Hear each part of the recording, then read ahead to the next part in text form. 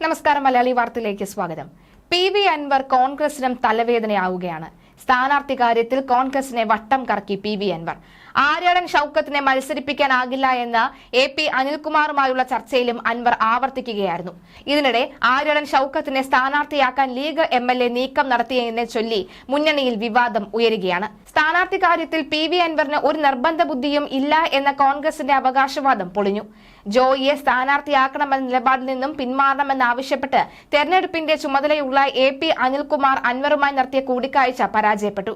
ജോയിയെ തന്നെ മത്സരിപ്പിക്കണം എന്ന പിടിവാശിയിൽ നിന്നും പിന്മാറാൻ അൻവർ തയ്യാറായില്ല. കോൺഗ്രസിന്റെ സ്ഥാനാർത്ഥി കാര്യം പൂർണ്ണമായും അൻവറിന്റെ വരുതിയിൽ ആണ് എന്ന് തെളിയിക്കുന്നതായി AP അനിൽകുമാറിന്റെ അൻവറുമായുള്ള കൂടിക്കാഴ്ച. അൻവറാകട്ടെ ഷൌക്കത്ത് മത്സരിച്ചാൽ തോൽപ്പിക്കുമെന്ന മുന്നറിയിപ്പ് തന്നെയാണ് കോൺഗ്രസ് നേതാക്കൾക്ക് നൽകിയിരിക്കുന്നത്. കഴിഞ്ഞ ദിവസം ആര്യാട് ഷൌക്കത്ത് അൻവറിനെ അന്വയിപ്പിക്കാനായി വീട്ടിലെത്തി കൂടിക്കാഴ്ച നടത്തിയിരുന്നു. എന്നിട്ടും അൻവർ വഴങ്ങിയില്ല. ഇതോടെ കോൺഗ്രസിലെ സ്ഥാനാർത്ഥി നിർണയം വഴിമുട്ടിയിരിക്കുകയാണ്. ആര്യാടൻ ഷൌക്കത്തിനു വേണ്ടി മുസ്ലിം ലീഗിനും നീക്കം നടക്കുന്നുണ്ട്.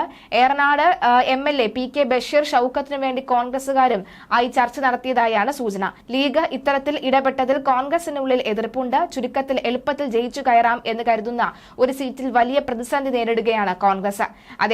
അതേസമയം KPCC അധ്യക്ഷനെ മാറ്റുന്നില്ലെങ്കിൽ സംസ്ഥാന കോൺഗ്രസിൽ ഹൈ പവർ കമ്മിറ്റി രൂപീകരിക്കാനുള്ള നീക്കം ശക്തമാക്കി കോൺഗ്രസ് ദേശീയ നേതൃത്വം. സുപ്രധാന നേതാക്കൾ മാത്രമടങ്ങുന്ന കമ്മിറ്റിയെ തദ്ദേശ നിയമസഭാ തെരഞ്ഞെടുപ്പ് ചുമതല ഏൽപ്പിക്കാനാണ് നീക്കം. സുധാകരനെ മാറ്റണമെന്ന ആഗ്രഹം ദേശീയ നേതൃത്വത്തിന് ഉണ്ടെങ്കിലും സമവായം കണ്ടെത്താനാകാത്തതാണ് കാരണം. ആരോഗ്യ പ്രശ്നങ്ങൾ കാരണം KPCC ആസ്ഥാനത്ത് പോലും സുധാകരൻ എത്തുന്നത് കുറവാണ്. സുധാകരന് പകരം മറ്റൊരു അധ്യക്ഷനെ കണ്ടെത്താനുള്ള ആലോചനകൾ തുടങ്ങിയതാണ് കാര്യം. പക്ഷേ പദവി ഒഴിയുന്നതിൽ സുധാകരൻ അതൃപ്തനാണ്. നിർബന്ധപൂർവ്വം മാറ്റുന്നതിന് പകരം സംഘടനയെ ചലിപ്പിക്കാൻ മറ്റ് മാർഗമെന്ന നിലയിലാണ് ഹൈപ്പവർ കമ്മിറ്റിയുടെ ആലോചന. KPCC പ്രസിഡന്റ്, പ്രതിപക്ഷ നേതാവ്, മുൻ KPCC അധ്യക്ഷന്മാർ, കേരളത്തിൽ നിന്നുള്ള വർക്കിംഗ് കമ്മിറ്റി അംഗങ്ങൾ എന്നിവർ മാത്രമടങ്ങുന്ന കോർ ഗ്രൂപ്പിന് രൂപം നൽകാനാണ് ശ്രമം. രാഷ്ട്രീയകാര്യ സമിതി ജംബോ കമ്മിറ്റിയായി മാറിയതാണ് നേതൃത്വത്തിനിടയിൽ പുതിയ കമ്മിറ്റി രൂപീകരിക്കാനുള്ള നീക്കം. അധ്യക്ഷനെ മാറ്റിയാലും പുതിയ കമ്മിറ്റികൾ വരുത്തുന്നതാണ് നല്ലത് എന്നാണ് വിലയിരുത്തൽ. അധ്യക്ഷനെ മാറ്റണമെന്ന ആവശ്യം ശക്തമാണെങ്കിലും ഇക്കാര്യം സുധാകരനെ ബോധ്യപ്പെടുത്താനാകാത്തതാണ് പ്രധാന തടസ്സം. നിലമ്പൂർ ഉപതെരഞ്ഞെടുപ്പ് പിന്നാലെ എത്തുന്ന തദ്ദേശ തെരഞ്ഞെടുപ്പാണ് പാർട്ടിക്ക് മുന്നിലെ വെല്ലുവിളി. പാർട്ടിക്ക് പുതുജീവൻ നൽകിയെങ്കിലും 2021 ആവർത്തന നിയമസഭാ തെരഞ്ഞെടുപ്പിലും ഉണ്ടാകുമോ എന്ന ആശങ്ക ദേശീയ നേതൃത്വത്തിന് ഉണ്ട്. കേരളത്തിന്റെ ചുമതല വഹിക്കുന്ന ജനറൽ സെക്രട്ടറി ദീപദാസ് മുൻഷി സംസ്ഥാനത്തെ രാഷ്ട്രീയ സംഘടനാ വിഷയങ്ങൾ ദേശീയ നേതൃത്വത്തിന് മുന്നിൽ കൃത്യമായി അവതരിപ്പിക്കുന്നുണ്ട്.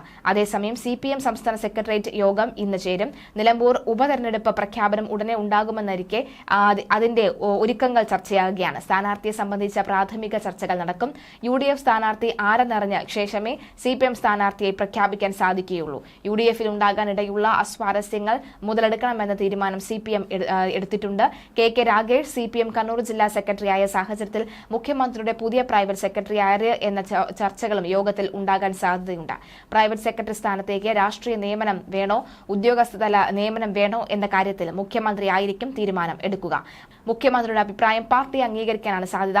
CPM പാർട്ടി കോൺഗ്രസിന് ശേഷം ചേർന്ന ആദ്യ യോഗമാണ് ഇത്. സംസ്ഥാന സെക്രട്ടറി MV ഗോവിന്ദൻ, മുഖ്യമന്ത്രി Pinarayi Vijayan, EP Jayarajan, KK Shailaja, M Swaraj, Muhammad Riyas, TP Ramakrishnan, VN Vasavan, Puthalath Dineshan, CN Mohanan, MV Jayarajan, Saji Cherian, KK Jayachandran, P Rajeev, TM Thomas Isaac, KN Balagopal, PK Biju എന്നിവരാണ് സംസ്ഥാന സെക്രട്ടേറിയറ്റ് അംഗങ്ങൾ. തദ്ദേശ തെരഞ്ഞെടുപ്പ് ലക്ഷ്യമിട്ട് ടീം വികസിത കേരളവുമായി ജില്ലാ കൺവെൻഷനുകൾ തുടങ്ങാൻ BJP സംസ്ഥാന അധ്യക്ഷൻ രാജീവ് ചന്ദ്രശേഖരൻ തയ്യാറാണ്. തിങ്കളാഴ്ച മുതൽ മെയ് 10 വരെ പാർട്ടിയുടെ 30 സംഘടനാ ജില്ലകളിലാണ് ഹൈടെക് കൺവെൻഷൻ സംഘടിപ്പിക്കുന്നത്. ഓരോ തദ്ദേശ സ്ഥാപനങ്ങൾക്കും പ്രത്യേകം പ്ലാനുകൾ പാർട്ടി സംസ്ഥാന അധ്യക്ഷൻ അവതരിപ്പിക്കണമെന്നാണ് വിവരം. സംസ്ഥാനത്തെ 30 സംഘടനാ ജില്ലകളിൽ കഴിഞ്ഞ ദിവസം പ്രഖ്യാപിച്ച 600-ലേറെ ഭാരവാഹികളാകും ടീം വികസിത കേരളം എന്നാണ് പാർട്ടി അധ്യക്ഷൻ വികസിപ്പിക്കുന്നത്. ഇതേ പേരിലാണ് ഇനിയുള്ള കൺവെൻഷനുകളും സംഘടിപ്പിക്കുന്നത്. തിങ്കളാഴ്ച തൃശൂർ സിറ്റി റൂറൽ ജില്ലയിലാണ് തുടക്കം. മെയ് 10 പാലക്കാട് വെസ്റ്റ് ജില്ലാ കൺവെൻഷനോട് സമാപനം. 17 ദിവസം ഹൈടെക് കൺവെൻഷനാണ് ലക്ഷ്യം.